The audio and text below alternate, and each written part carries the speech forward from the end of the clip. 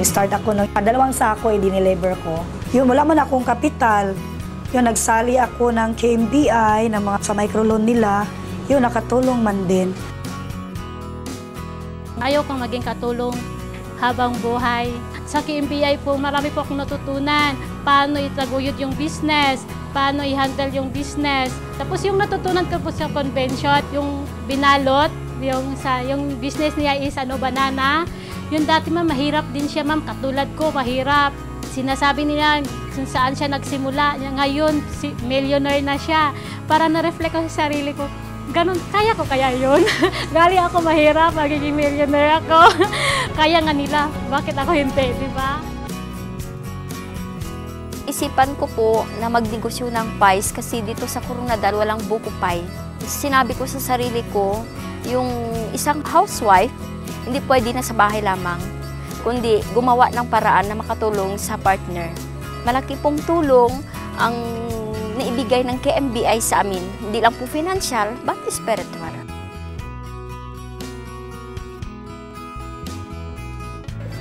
Sa awa din ng Panginoon, na ito hinihiling ko sa Kanya araw-araw, na mayroon sanang isang kabalikat na tutulong sa akin, KMBI po ang Kanyang ibinigay.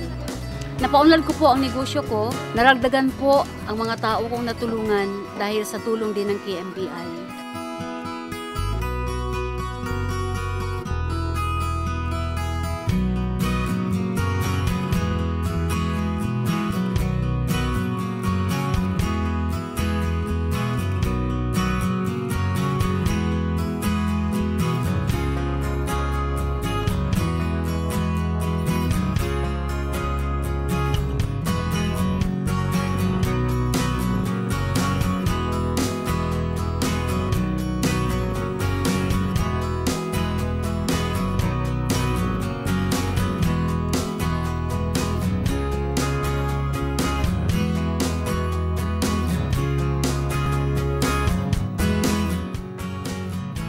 Yung ramdam ko, guided kami kung spiritually at saka guided pa yung money mo. Kasi tinuturo sa paano mo gagastusin, saan dapat mapupunta.